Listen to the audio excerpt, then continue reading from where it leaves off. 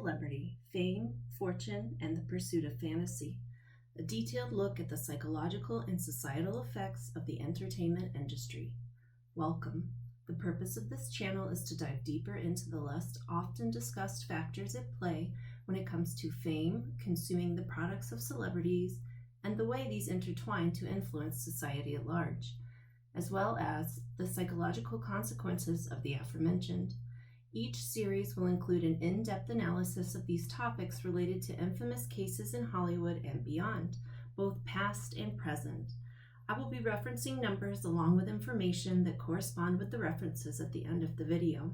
I will link what I can in the description below. These will not be popular facts or opinions, but they are a necessary discussion under healthy conditions. This podcast is for educational and civil discussion purposes only. I am not claiming to diagnose anyone, but offering commentary from a nursing perspective as well as a survivor of sexual and childhood trauma. Legally speaking, all subjects are innocent until proven guilty in a court of law. The court of public opinion is quite another thing. This analysis has been created in accordance with the Fair Use Act. If you have any questions or concerns about copyright and fair use, please visit the website provided on the screen. This channel explores topics that could be dangerous, triggering, or harmful to certain audiences. These include, but are not limited to, sexual, physical, and mental abuse of adults and minors, as well as religious and medical trauma. Please consider if investigating this topic is safe for you personally before continuing any further. Viewer discretion is advised. This first series will focus on Marilyn Manson, aka Brian Hugh Warner, aka the God of Fuck, aka the Vampire of the Hollywood Hills, aka the never-ending astral vampire, because sucking the life force out of others on this plane isn't enough. If you haven't yet, please refer to episode number 1 of this series for context, as it will be referenced in this episode, the second in the Marilyn Manson series. Quick personal disclaimer, this series is in no way a defense of Brian Hugh Warner the adult, Marilyn Manson, or his actions. It does begin to explain a lot of his abusive and toxic behaviors. It raises the question, are monsters born or made? As well as an even more important one, how do we offset the effects of such traumas and perhaps bypass the creation of at least some of these human so-called monsters? Please consider reserving judgment until the end of the series and, of course, pursuing your own research from reputable sources. I am not claiming to diagnose anyone, only trying to open a dialogue concerning the overarching topics and concepts discussed in each podcast. Having said that, let's continue. As discussed previously, Brian Hugh Warner did not exactly have an ideal upbringing by society's standards. Brian begged his parents to let him transfer to the public high school due to bullying from classmates and mistreatment by the teachers, but to no avail. He saw attending Christian school as being so oppressive that he would rather get kicked out than stay there any longer, and that is exactly what he set out to do. At the age of 12, Brian began a rebellion that would escalate, but started somewhat innocently by selling candy to his classmates for profit. The idea seemingly came from Manson's self-reported fascination and quote-unquote kinship with Willy Wonka and the Chocolate Factory. He writes that he watched the film, quote, obsessively while eating copious amounts of candy, and that it represented everything he wanted but couldn't have in life. This close kinship to Willy Wonka would go on to influence the art of Marilyn Manson, as seen on the album cover of Smells Like Children and the video for the song Dope Hat. This revelation may also explain Manson's reported obsession with film and the use of it as both a coping mechanism growing up and a disguise for abuse as a means to lure women in the industry. More on this later in the series. Former friend Shia LaBeouf, in an interview with Regis and Kelly, labeled Manson a quote-unquote cinephile. Please see reference number 2 for the full interview. And there have been many reports that his home remains dark and there is a screen and projector for watching films. Manson himself has thrown his hat in the ring of acting and has much to say when critiquing the thespian qualities of his former love interests. I can't help but wonder if he continues to use film and food as an escape from negative emotions. Manson has a reputation for enjoying junk food, with his favorite food being grilled cheese and a habit of indulging in fruit-flavored sodas like Sunkist and Fanta, as well as chips. Please see references number 5 and 7 for examples. I realize this is rather mundane on its own, but a history of unprocessed trauma, a heart condition we will further explore, and his habit of consistent critical commenting on the weight of others. Please see reference number 9 and scroll to the bottom of the article to find a link to legal documents from the Jane Doe lawsuit for an example.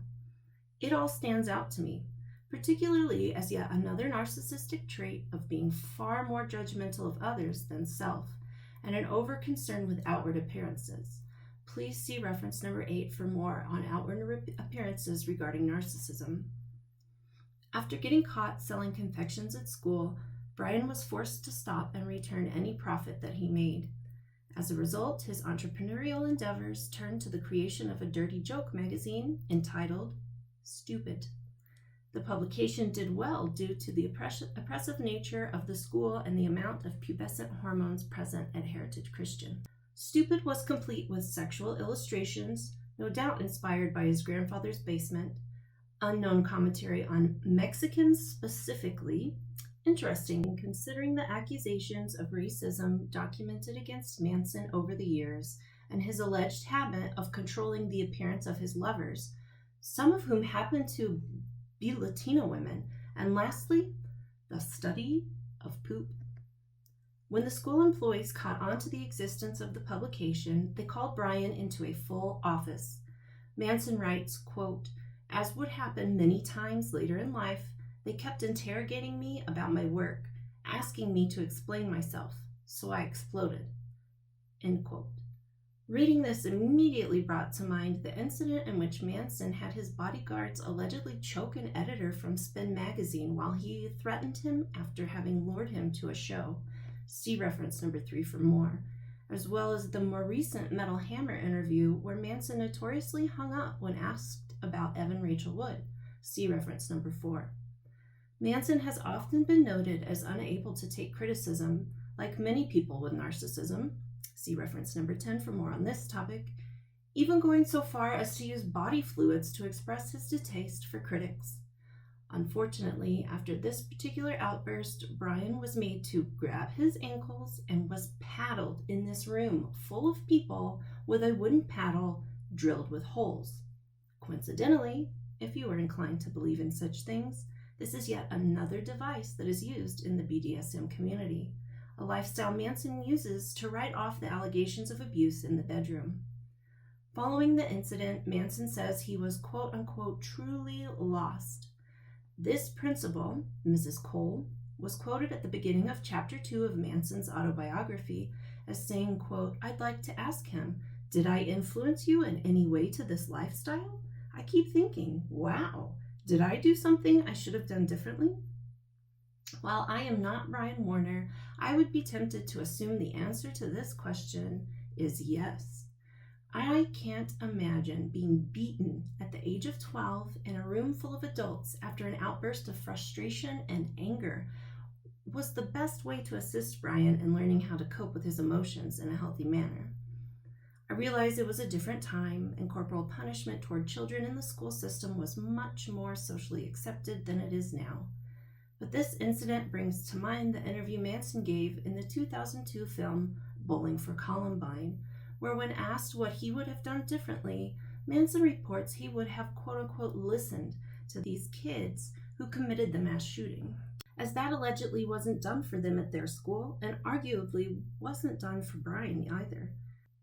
I do not know the validity of this statement in terms of the Columbine shooting itself, but it is clear to me that Manson felt a kind of kinship with these boys in the sense of being misunderstood by those at school. See reference number 6. Unfortunately, Brian did not get the help he so desperately needed during his teen years either.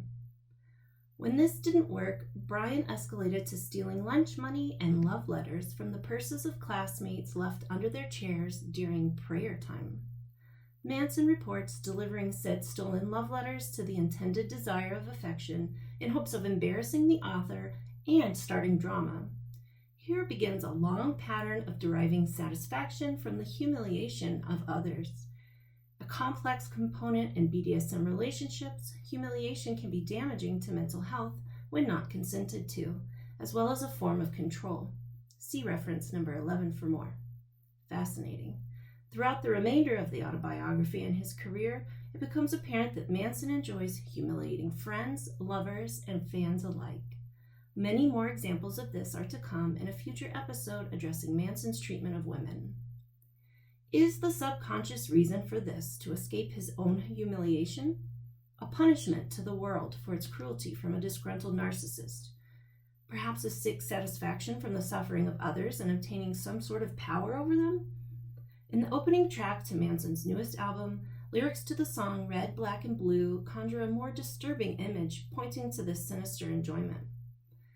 Set fire to the tree of life, not for death, just to watch the suffering, get high on the smoke, and dance in the ashes. From here, Brian graduated to bootlegging and pirating rock and roll albums to sell at school. Manson admits to stealing records from a head shop and was never quote-unquote stopped. One of many examples where Manson will escape the consequences of his choices, reinforcing the seeds of narcissism attained at home as discussed in episode 1. This is fascinating to me when considering his controlling demeanor when it comes to anything with his face, name, or art. Manson is very defensive about people making money off of his name, art, and anything else associated with him. See reference number 20 for an example. Manson credits someone named Neil, a cigarette-smoking non-virgin with a mustache, for his love of rock and roll music. Brian became a big Kiss fan, and his father even took him to his first concert to see the band. This no doubt was a memorable experience for Brian, as there was little quality time to be had with his father Hugh growing up. His dad dressed up as Gene Simmons from the Dressed to Kill album cover for the show, which garnered them both attention from Brian's peer group. This rock concert provided the attention Brian was so desperately seeking from his father and his peers, especially the girls at school. It is tempting to think that this may have had some influence on Brian ending up in a career as a musician as opposed to something involving one of his other interests. At Heritage Christian School, they would use backmasking, see reference number 12 for more on this technique, of the types of records he was selling copies of to expose alleged satanic messaging hidden on these rock albums aimed at corrupting youths, but making Brian desire them even more, an affinity for one of the many forbidden fruits he would encounter. Other sources of rebellion and trouble before leaving Christian school included hitting a teacher in the crotch, accidentally, bringing an AC/DC album to sing in front of the class for an assignment, a horrible no-no given the alleged satanic messaging, and lastly, placing a dildo from his grandfather's basement in his homeroom teacher's drawer as, quote, the only outlet for expressing latent lust, end quote, for her. Instead of getting kicked out of school as hoped, despite his parents being called in and chastised for their lack of discipline, Manson claims that the reason the school would not kick him out was their desire for his tuition money. The faculty did not even mention the dildo incident to his parents, yet another thing he got away with, perhaps exacerbating the effects of a lack of accountability and narcissism stemming from his home life and mother's Munchausen by proxy. Transition to public school wasn't exactly what Brian had dreamed of. Manson reports having been beaten up for being a, quote, sissy from private school, unquote. At public school, Brian Warner received more rejection and humiliation regarding already established insecurities. He describes being picked on for his interest in the game Dungeons & Dragons and the fact that he was a virgin. Manson writes that in high school, the quote-unquote majority mercilessly rule. The effects of bullying have been a source of concern for many years now.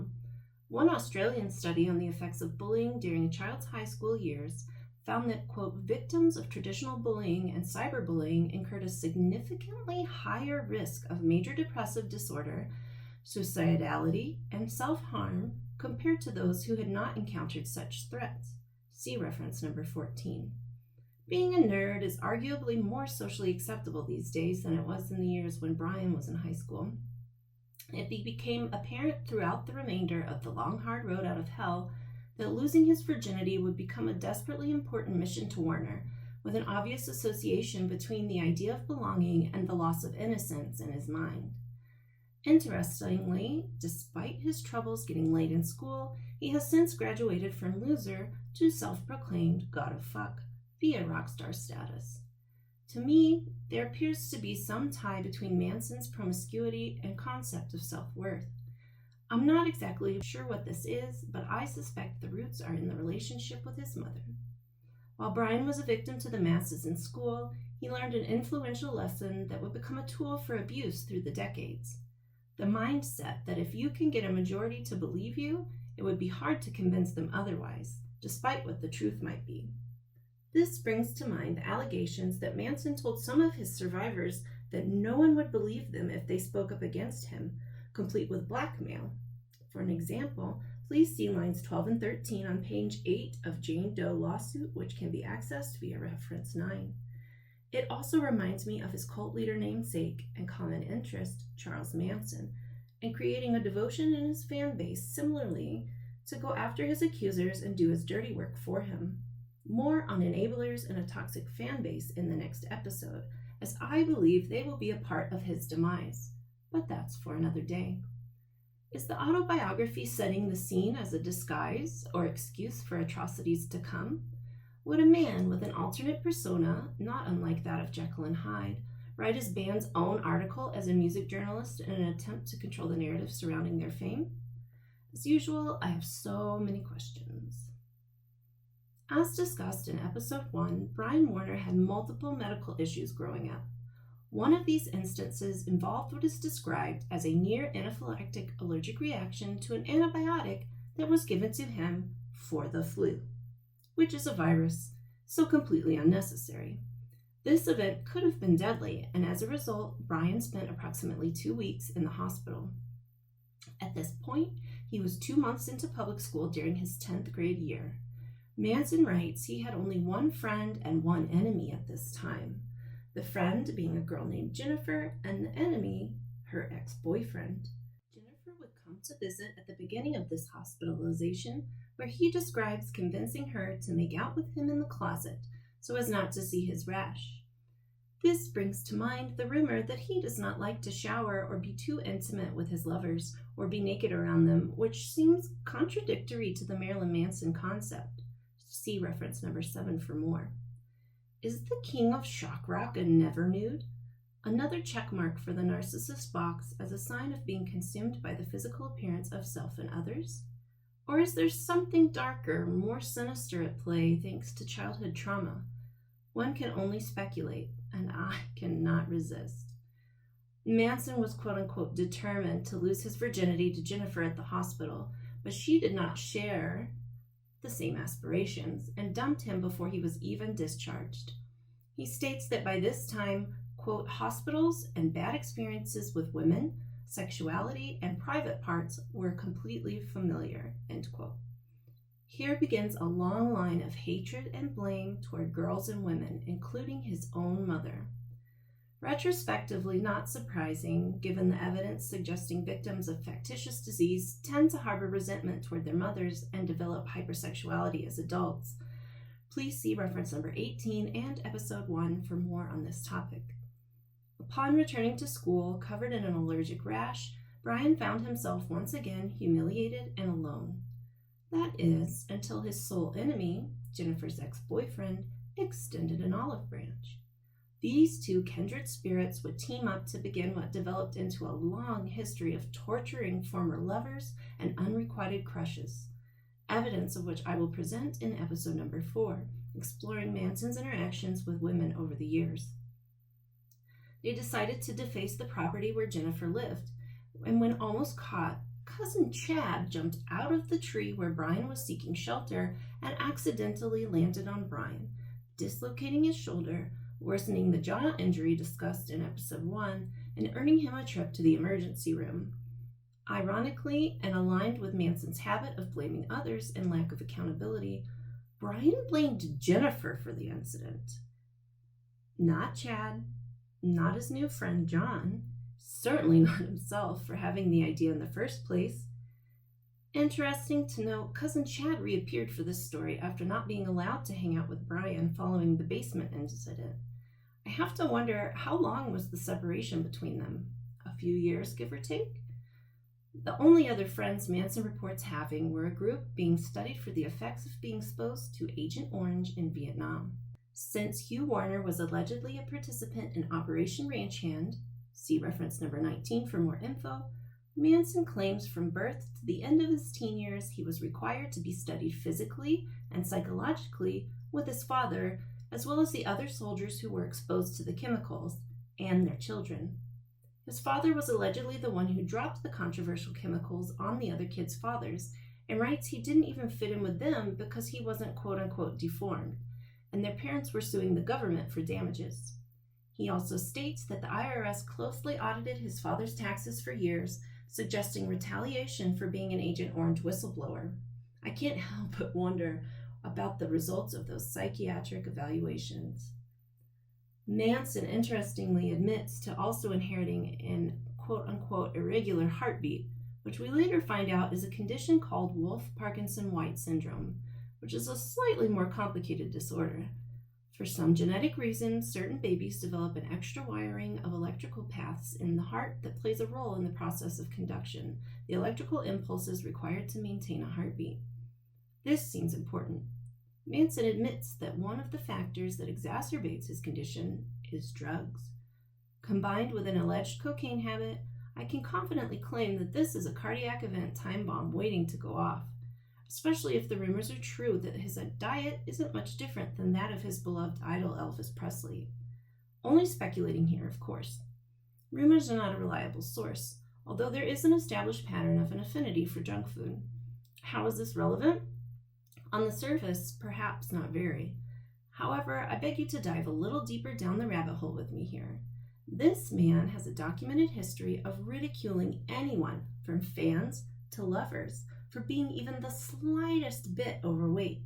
He has a reputation for calling girls fat and sea creature names in his book to insult and degrade them, allegedly starving his girlfriends, controlling what they eat to keep them vulnerable, just as the Reverend Ernest Angley's church did to young Brian. The same frenemy who reached out to Brian to torment their mutual ex, Jennifer, became a much bigger influence on Brian, and perhaps more importantly, Marilyn Manson. This friend, John, introduced Brian to his older brother, a guy he describes as reminding him of Richard Ramirez, the Night Stalker. This raises an eyebrow given Manson's history of collecting serial killer memorabilia, as well as his emulating certain characteristics of John's older brother. This older brother was a participant in black magic and the occult, holding quote-unquote black masses in the loft of a barn soaked in blood, pictures of ex-girlfriends and teachers, and dead animal parts. He goes so far as to compare the older brother's room to his grandfather's basement dungeon, saying it, quote, represented both my fears and my desires, end quote. Other interests passed on from these brothers who befriended Brian included a book called the Necronomicon, see reference number 15 for an interesting take on this book, snooping around abandoned drug houses, and a, quote, pure white, innocent-looking cat, end quote. The familiar of John's older brother. See reference number 16 for more on the term familiar. Once again, I find myself taking the opportunity to contemplate if this may have been the purpose, or at least the idea behind Manson's beloved cat, Lily White. In the midst of all this, Manson describes his first experience with weed after drinking with John as making him forget all about being ostracized at school. This is significant, in my opinion, as it describes an association between alcohol and drug use as a way to cope with negative emotions. This is supported by the many accusations of alcohol and drug abuse by Marilyn Manson, particularly cocaine. He calls himself a quote-unquote spineless worm for letting the brothers convince him to drink bong water. This sounds to me like a lack of confidence in setting boundaries, seemingly very concerned with what they would think if he didn't partake. The teen years are a painfully formative age, especially for those who come from a less than ideal home life. Manson confessed that what he learned after that experience was that black magic could help him gain power over and make others jealous. Whether you believe in magic or not, I think it is reasonable to assume he has carried this lesson throughout his musical career, based on the copious amount of occult references through the decades. I find myself wondering what horrible hexes he's attempted to cast on his enemies. This topic arises a more rhetorical question I find myself asking. Many kids are bullied in school, myself included. It is ruthless and detrimental to the ever-forming psyche growing up. Unfortunately, many of us experienced sexual, physical, and emotional abuse growing up as well. So what is it that makes the difference? What factors separate the empath from the narcissist? When and by what are the bullied turned into advocates or bullies themselves, continuing the cycle? I would be hard-pressed to find someone surprised by the fact that Marilyn Manson had a traumatic childhood. It is becoming a wider discussed fact that life at home for Brian Warner growing up was less than perfect. There was a reason he was eager to try black magic to change where he'd landed in life. Manson describes his father as rarely giving him attention, unless it was to beat him with a belt. This topic has been particularly challenging for me to cover. My father's name happens to be Hugh, and used to punish us with an incredibly painful leather belt. I've had a very traumatic event burned in my mind from the age of 4 that I likely will never be rid of. I can't help but wonder if Brian may have had similar experiences, and if so, how they would go on to influence his relationships. This is how young Brian learned how to both show and receive affection. This type of behavior was normalized in this home. He reports his father Hugh had violent outbursts, and PTSD-induced violent nightmares leading him to scream and smash things.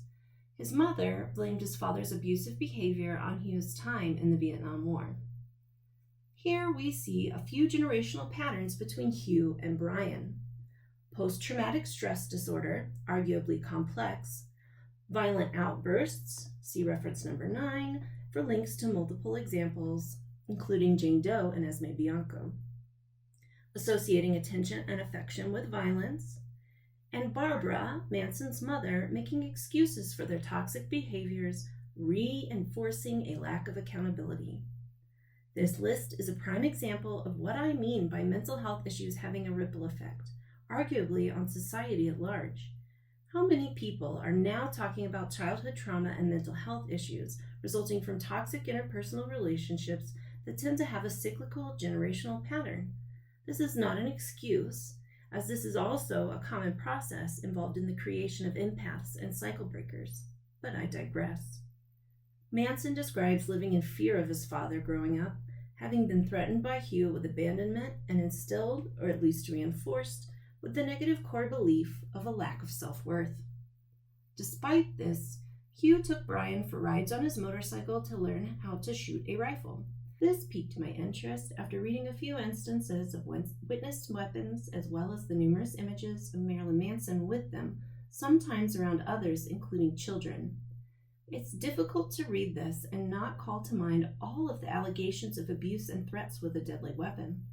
We will explore this topic more in episode number 5, addressing Manson's plethora of problematic interests and inspirations. A perfect storm for domestic violence, drugs, trauma, and mental health issues. Manson states this is how he became a quote-unquote mama's boy. Perhaps the Munchausen by proxy has origins rooted in Brian's heart condition as well as his mother's profession as a nurse. At this point, the Warner family relocated to Florida for Hugh's job. Brian responded to this with frustration, anger, and resentment toward his parents and the world. I believe Manson still holds this grudge, at least with the world. The opening spoken lines to Manson's latest album, We Are Chaos, describe destroying everything, not to mention his admissions of desire to commit murder in his autobiography, to the point of having a plan and attempting to execute it before getting spooked by a homeless drug dealer and the police. The move from Ohio to Florida symbolized to Manson leaving behind, quote, bad drugs, worse sex, and no self-esteem, end quote. The suppressed anger and resentment escaped in the form of violent outbursts aimed at his mother, for which she, again, did not fight back or attempt to discipline Brian for these, but just let it happen. Manson reports having no regret or empathy for abusing his mother. A lack of empathy is another symptom of narcissism, as well as many other mental illnesses, including but not limited to psychopathy, antisocial, and borderline personality disorders. Please see reference number 17 for more information on these disorders as they relate to a lack of empathy. While this move started out as a burden for Brian Hugh Warner, it would prove lucrative for Marilyn Manson and the formation of the band with the Spooky Kids. It is in Florida where Brian Warner officially quote-unquote dies and Manson is born. He becomes a writer and a music journalist, which will come in handy when he interviews Trent Reznor for the magazine 25th Parallel. Marilyn Manson was not the first teen to rebel in high school, and certainly won't be the last. Celebrities are not the gods we treat them as and expect them to be, but fallible human beings capable of the full spectrum of emotions, as well as the full continuum from good to evil. The introduction of drugs and black magic appeared to be a turning point in Brian's adolescence and the development of Marilyn Manson.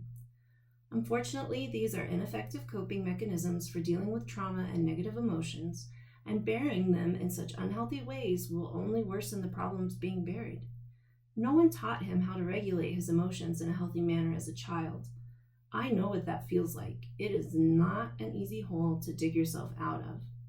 However, as unfair as it is, we as individuals are the only ones that can take on that task. Reading about Manson's childhood echoes a bigger issue in our society, with generational trauma left to fester and destroy the psyche of entire lineages. As cliche as it sounds, you do truly have to feel it to heal it. Unfortunately, there are many who are unable to face this painful yet necessary self-growth and healing. Manson makes it clear that he has no intention of changing himself or his behaviors from pretty early on. That is not to say he is completely lost. I believe he is capable, but is lacking the desire. Why conform to societal norms and mores when you can give in to every desire, no matter how dark, and get paid and worshipped for it? He apparently sees himself as a god and lives as such. An untouchable rock god. The culture of rock stars, groupies, and underage sex and drug use has been accepted as a part of the industry for decades. So, are monsters born or made? Is he God or garbage? Whose fault is Marilyn Manson? Obviously, Brian Hugh Warner is ultimately responsible for himself. However, to ignore the influence of the traumas and influences discussed in this series so far would be to neglect very important aspects of the man being accused of horrific abuse by a multitude of survivors. One final note on this episode and channel. Again, I am not claiming to diagnose, personally know, or accuse Brian Hugh Warner or Marilyn Manson. My goal is to open a civil dialogue and commentary from a unique perspective based on the research I have conducted and the resources I have found and provided. That goes for the case of Marilyn Manson and any other public figures that may be discussed on this channel. If you made it this far, thank you so much for your time. If you have any questions, comments, or requests for future series topics, I would love to see them in the comments below. In the next episode, the third in the Marilyn Manson series, we will be exploring the toxic industry insiders, hangers-on, and not so helpful fans involved in the molding and defending of Marilyn Manson, both the band and the man.